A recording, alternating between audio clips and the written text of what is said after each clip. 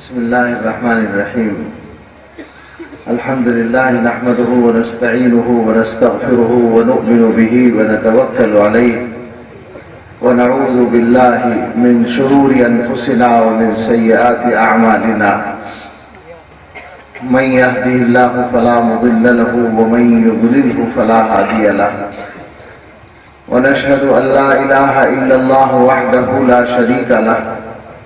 ونشهد أن سيدنا ونبينا ومولانا محمدا عبده ورسوله صلى الله تعالى عليه وعلى آله وأصحابه وبارك وسلم تسليما كثيرا. أما بعد فأعوذ بالله من الشيطان الرجيم. ساهم أنفسهم أولئك هم الفاسقون. صدق الله العظيم.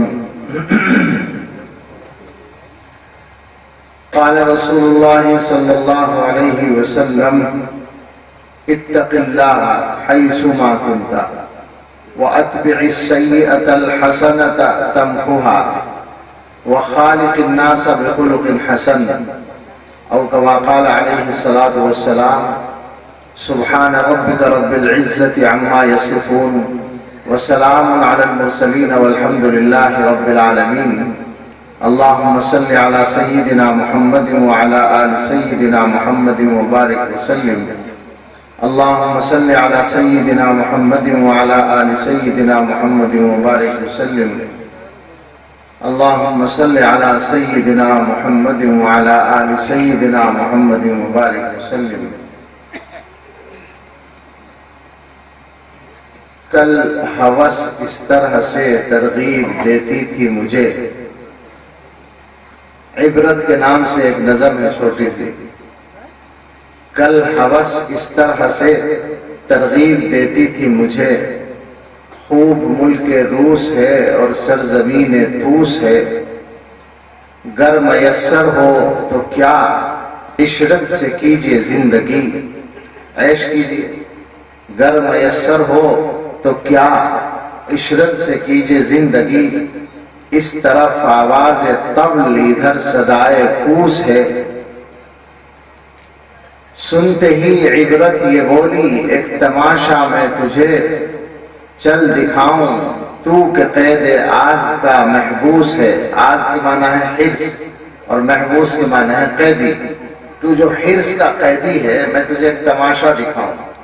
سنتے ہی عبرت یہ بولی ایک تماشا میں تجھے چل دکھاؤں، تو کہ قید آز کا محبوس ہے. لے گئی اخبار کی گورے غریباں کی طرف، جس جگہ جانے تمنا سو طرح مایوس ہے. تمنا سو طرح مایوس ہے. مرقدیں دو تین دکھلا کر لگی کہنے مجھے یہ سکندر ہے. ان کے زندگی گزارنے کے سلسلے میں دو طرح کے نظریے ہوتے ہیں.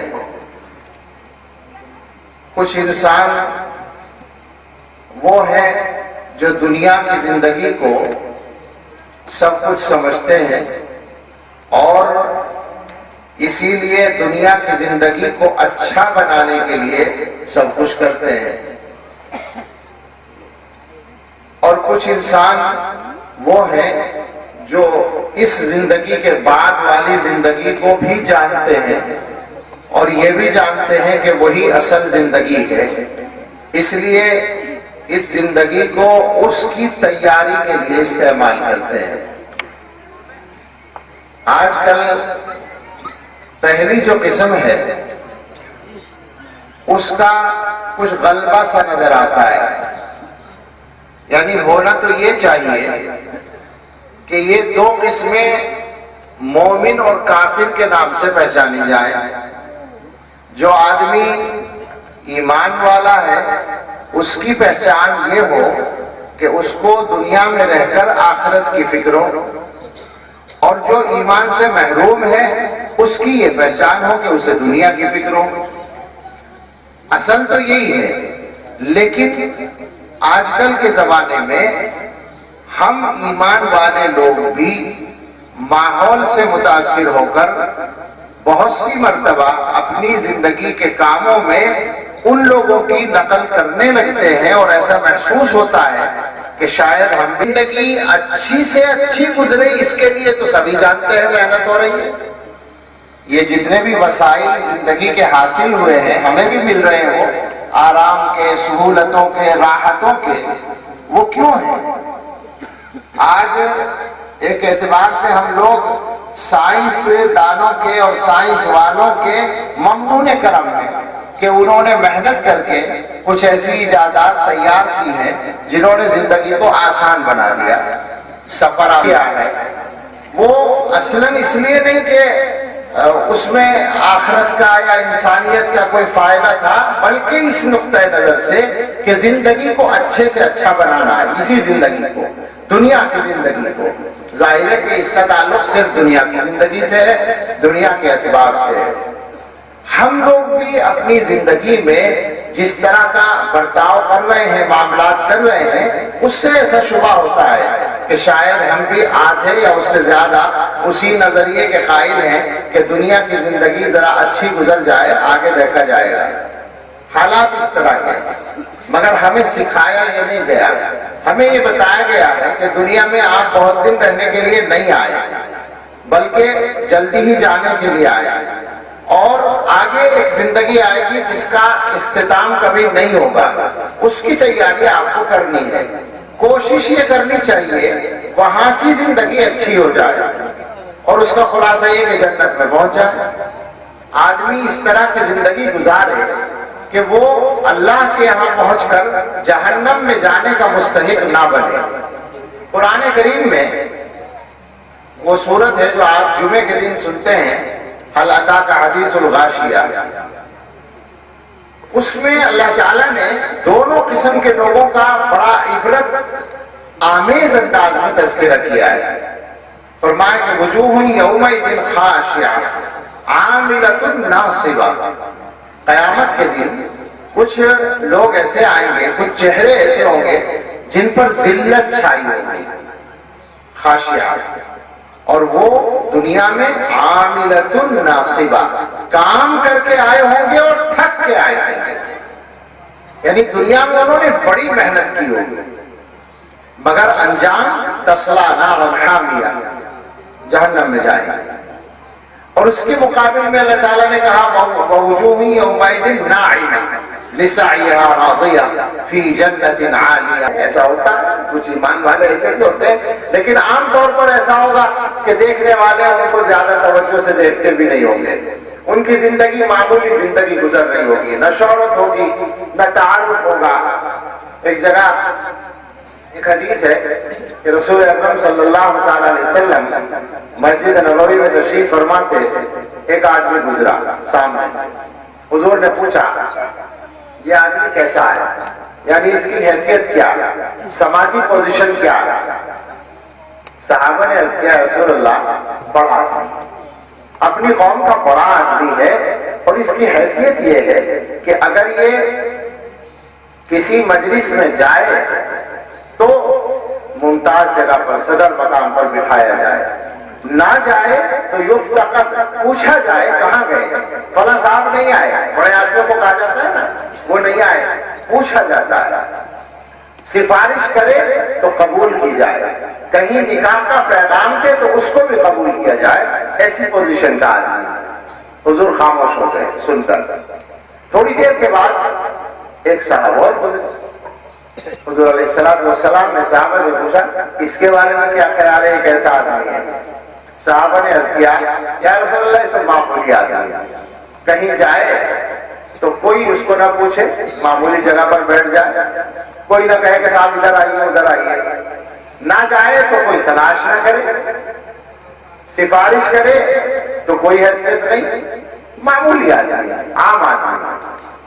اللہ کے رسول صلی اللہ تعالی علیہ وسلم نے فرمایا پہلے آدمی جیسے لوگوں سے اگر زمین بھر جائے وہ سب مل کر اس اکیلے کے برابر نہیں ہو سکتے اللہ کی نظر میں۔ یہ حدیث پڑھ کے تو کبھی کبھی ڈر لگنے لگتا ہے، یہ سوچ کر ڈر لگتا ہے کہ کہیں ہم لوگ اس میں نہ آ جائیں کہ صاحب جائیں تو صدر مقام پہ بٹھایا جاتا ہے، نہ جائیں تو پوچھا جاتا ہے، سفارش کرے تو سنی جاتی ہے، نکاح کا پیغام دینے کی ضرورت ہی نہیں، لیکن یہ کہ باقی تجربے تو ہوتے ہی، ڈر لگتا ہے کہ کہیں ہم اس آزمائش میں یا اس میں تو نہیں آ جائیں گے۔ ایسے قیامت کے دن ایسے لوگ آئیں گے جو دنیا میں بالکل جانے نہیں جاتے تھے، پہچانے نہیں جاتے تھے، کوئی ان کو نہیں جانتا تھا، کوئی ان کی حیثیت نہیں تھی، اور قیامت میں وہ آئیں گے اتنے معزز ہو کر کہ لوگ پوچھیں گے کہ یہ انبیاء ہیں کیا؟ کون لوگ ہیں یہ جن کی اتنی عزت ہو رہی ہے آج؟ تو مسلمان کا جو نقطہ نظر ہے وہ یہ ہونا چاہیے کہ وہ دنیا کی زندگی کو بقدر ضرورت حاصل کرنا کافی سمجھے اور آخرت کے لیے محنت کرے۔ ہم لوگوں کے یہاں توازن بگڑ گیا ہے۔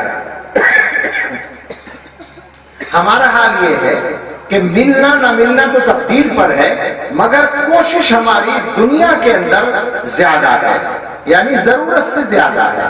ہم یہ سمجھتے ہیں کہ کچھ مل گیا تو اور ملے اور ملے اور ملے۔ یہ جو سوچنے کا انداز ہے یہ صرف دنیا میں کام آنے والا ہے اور جسم کو پالنے والا ہے۔ ہمیں اللہ تعالیٰ نے دو چیزوں کا مجموعہ بنایا ہے، ایک جسم ہے اور ایک روح ہے۔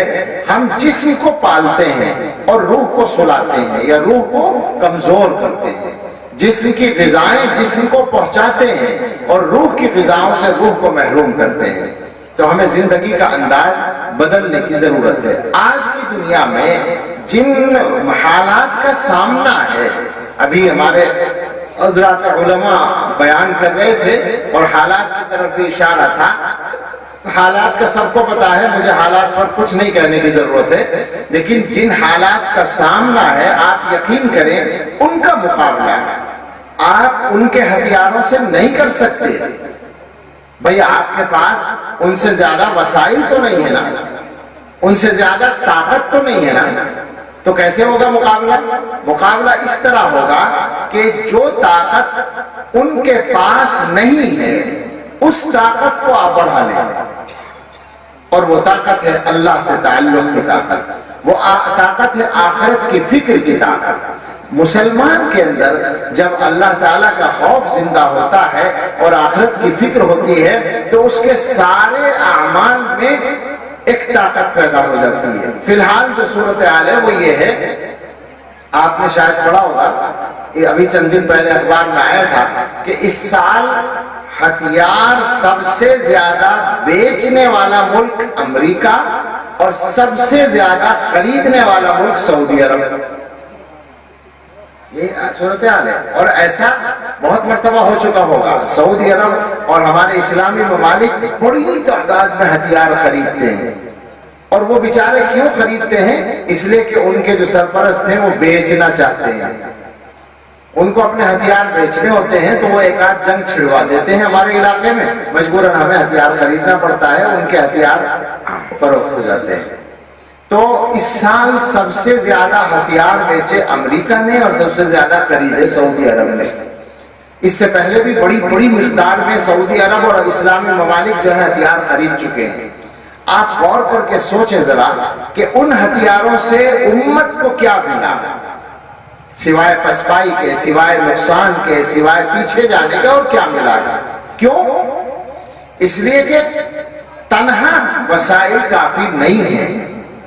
ہمارے عربی کتابوں میں ایک مثل ہے، شاید وہ السیف بالساعد للساعد بالسیف، تلوار کی طاقت ہاتھ کی طاقت سے ہوتی ہے، ہاتھ کی طاقت تلوار سے نہیں ہوتی ہے۔ یعنی اگر آدمی کے ہاتھ میں طاقت ہے اور پھر اس میں ہتھیار آئے گا تبھی تو اس سے دوسرے کو وہ کچھ کر سکے گا۔ ایک بڈھے کو لاٹھی دے دو تو وہ اس کا کیا کرے گا؟ اس سے سہارا لے گا یا اس سے کسی کو مار بھی سکتا ہے؟ اور ایک طاقتور آدمی کے ہاتھ میں لاٹھی ہو تو ایک آدمی 10 کے لیے کافی ہو جائے گا۔ کیا مطلب ہوا؟ اصل ہے وہ طاقت جو اندر پائی جاتی ہے۔ تو مسلمان کی جو اصل طاقت ہے وہ وسائل کی طاقت نہیں ہے۔ میں یہ نہیں کہہ رہا کہ وسائل اختیار نہیں کرنے، وہ تو مستقل موضوع ہے، اس پر بولنا نہیں ہے۔ کہنا یہ ہے کہ اصل طاقت جو ہے وہ ایمان کی طاقت ہے، وہ دل کی طاقت ہے، وہ اللہ تعالیٰ سے تعلق کی طاقت ہے۔ ایک حدیث ہے شاید ترمذی شریف میں ہے کہ اللہ تعالیٰ نے زمین کو پیدا کیا تو اس کو پانی پہ رکھا تو وہ ہلنے لگی، تو فرشتوں نے کہا نہیں، اللہ نے اس کے اوپر پہاڑ رکھ دیے۔ فہدأت، تو وہ ٹھہر گئی، زمین جو ہل رہی تھی وہ رک گئی پہاڑوں کے رکھنے کی وجہ سے۔ تو فرشتوں نے سوچا کہ اتنی لمبی چوڑی زمین کچھ جگہوں پر پہاڑ رکھنے سے رک گئی، تو اس کا مطلب یہ ہے کہ پہاڑوں میں طاقت بہت ہے۔ تو انہوں نے باری تعالیٰ سے پوچھا کہ یا رب هل فی خلقک شیء اشد من الجبال، باری تعالیٰ آپ کی مخلوقات میں پہاڑوں سے زیادہ طاقتور کوئی مخلوق ہے؟ اللہ نے فرمایا ہاں، لوہا ہے، پہاڑ تو پتھر ہے، لوہا پتھر کو توڑتا ہے۔ انہوں نے تو لوہا دیکھا نہیں تھا، پوچھا کہ پھر لوہے سے زیادہ طاقتور کوئی مخلوق ہے؟ دیکھا بھی ہوگا تو طاقت کا پتہ نہیں تھا۔ اللہ نے فرمایا کہ ہاں، لوہے سے زیادہ طاقتور آگ ہے کہ لوہے کو پگھلا دیتی، نرم کر دیتی۔ انہوں نے کہا پھر آگ سے زیادہ طاقتور؟ اللہ نے فرمایا پانی، آگ کو بجھا دیتا ہے۔ پھر پوچھا کہ پانی سے زیادہ طاقتور کوئی چیز؟ فرمایا کہ ہوا ہے، بادلوں کو اڑا کر لے جاتی ہے۔ پانی تو ہوتے ہیں بادل، اور بہت بڑے بڑے ہوتے ہیں، پہاڑوں کی طرح ہوتے ہیں، ہوائی جہاز سے بالکل ایسا لگتا ہے جیسے پہاڑ ہیں نیچے۔ وہ سارے بادلوں کو ہوا اڑا کر لے جاتی ہے، اس کا مطلب ہے کہ اس کے اندر اور زیادہ طاقت ہے۔ تو اب آخر میں یہ تھا کہ ہوا سے زیادہ طاقتور کیا ہے؟ تو باری تعالیٰ نے فرمایا، ایک روایت میں تو الفاظ ہیں قلب المؤمن یسعنی، سب سے زیادہ طاقتور چیز مومن کا دل ہے جس کے اندر میرا نام سماتا ہے۔ اور ایک جگہ الفاظ ہے کہ ابن آدم یتصدق بیمینہ ما لا تعلم شمالہ، او کما قال علیہ السلام، الفاظ بدل گئے کہ انسان اپنے داہنے ہاتھ سے صدقہ کرتا ہے اتنے اخلاص کے ساتھ کہ بائیں ہاتھ کو پتہ نہیں چلتا کیا دیا ہے۔ یہ سب سے بڑی طاقت ہے۔ ظاہر ہے یہ طاقت بھی دل کی طاقت ہے۔ تو معلوم یہ ہوا کہ اصل وہ طاقت ہے جو دل کے اندر ہوتی ہے، اور وہ دل کی طاقت اللہ کی یاد سے تعلق رکھتی ہے، اللہ کے خوف سے تعلق رکھتی ہے۔ تو مسلمانوں کو اگر اپنے حالات بدلنے ہیں تو آپ یقین کریں کرنا تو سب کچھ پڑے گا، لیکن اس کی سب سے اہم بنیاد ہوگی اپنے دلوں کو ٹھیک کرنا، اپنی زندگیوں کو ٹھیک کرنا، اپنی سوچ کو بدلنا کہ دنیا میں جو ہم ہیں آخرت کے لیے ہے، دنیا کے لیے نہیں ہے۔ ہمیں جو بھی کرنا ہے وہ آخرت کے لیے کرنا ہے۔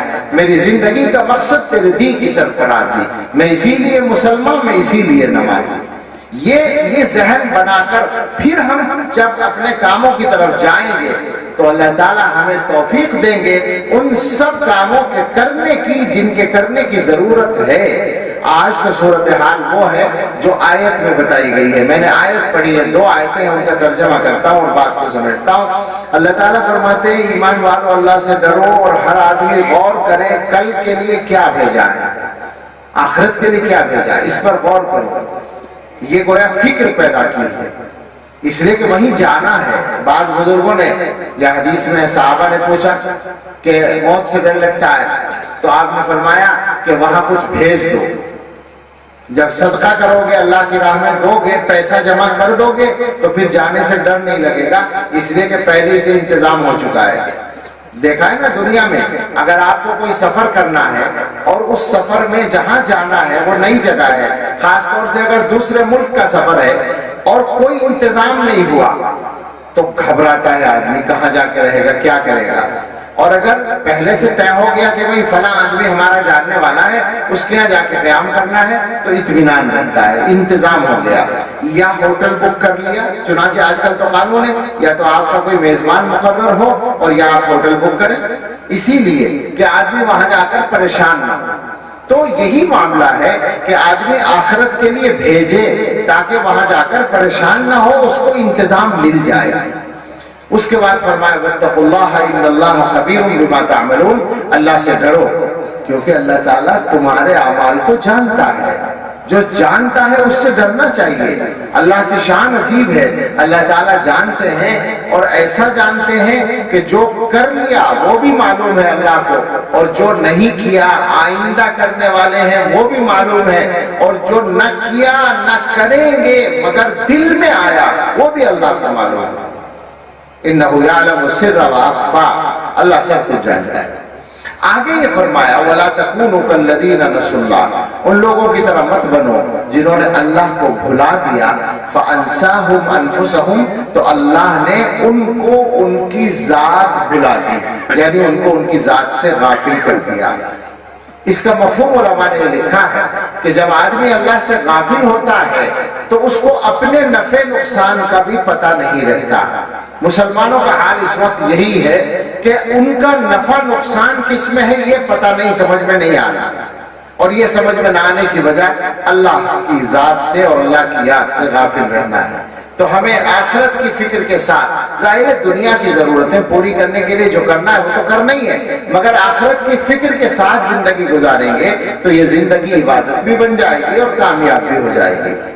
ہمارے دینی ادارے جو ہیں ان کی بنیاد بھی حقیقت میں اسی نقطۂ نظر پر ہے۔ مدرسوں کے اندر روزگار کا کے گر نہیں سکھائے جاتے، مدرسوں میں ایمان کی حفاظت کا انتظام کیا جاتا ہے، آخرت کی تیاری سکھائی جاتی ہے اور سکھائی جانی چاہیے۔ اگر اس میں کوئی کسر ہو، کوئی کوتاہی ہو رہی ہو تو وہ کوتاہی ہمیں دور کرنی چاہیے۔ مدرسے کا اصل کردار یہی ہے کہ وہ آخرت کے لیے انسان کو تیار کرتا ہے۔ اس سے بھی اس زمانے میں اب کھلتے جا رہے ہیں اور یہ سلسلہ بڑھ رہا ہے۔ اس کے بارے میں ایک دو باتیں کہہ کر اپنی بات ختم کروں۔ بچیوں کے مدرسوں کو اب روکا نہیں جا سکتا، حالات کا رخ یہ ہے کہ وہ بنتے جائیں گے، کھلتے جائیں گے، لیکن دو تین باتیں ذہن میں رکھنے کی ضرورت ہے۔ پہلی بات یہ کہ مدرسہ چاہے بچیوں کا ہو یا بچوں کا ہو، وہ بہت بڑی ذمہ داری ہے اور وہ دنیا نہیں ہے، آخرت ہے۔ ہمارے بزرگوں میں سے کسی کا قول ہے کہ آدمی اگر مدرسہ دنیا کے لیے چلائے تو آخرت کی مصیبت ہے، اور آخرت کے لیے چلائے تو دنیا کی مصیبت ہے۔ یہ معتبر لوگوں کے سمجھنے کی بات ہے، ہاں سچی بات ہے، واقعتاً مصیبت ہے۔ مدرسہ چلانا ہمارے زمانے میں دنیا کے تمام کاموں میں سب سے مشکل کام ہے، بشرطے کہ آخرت کے لیے چلایا جائے۔ آسان تو پھر بھی نہیں ہے، اگر دنیا کے لیے چلائیں گے تو بھی کوئی بہت آسان نہیں ہے۔ تو مدرسہ آخرت ہے، دنیا نہیں ہے۔ بچیوں کی تعلیم کے جو ادارے ہیں ان میں نزاکت زیادہ ہے۔ ظاہر ہے کہ دین سکھانے کے لیے مدرسہ کھل رہا ہے تو دین کے خلاف کوئی کام نہیں ہونا چاہیے، اور اس میں جو سب سے اہم اور بنیادی چیز ہے وہ پردے کا مسئلہ ہے۔ پردہ کوئی ایسا معاملہ نہیں ہے جس کے اندر کسی طرح کی گنجائش ہو۔ روشن خیالوں کے یہاں ہو، آپ کے یہاں تو نہیں ہے نا، ایمان والوں کے یہاں تو نہیں ہے نا، دین والوں کے یہاں تو نہیں ہے نا، علم والوں کے یہاں تو نہیں ہے نا۔ ظاہر ہے پردہ لازم ہے، تو پردے کے سلسلے میں کوئی کوتاہی کسی بھی طرح کی روا نہیں ہے۔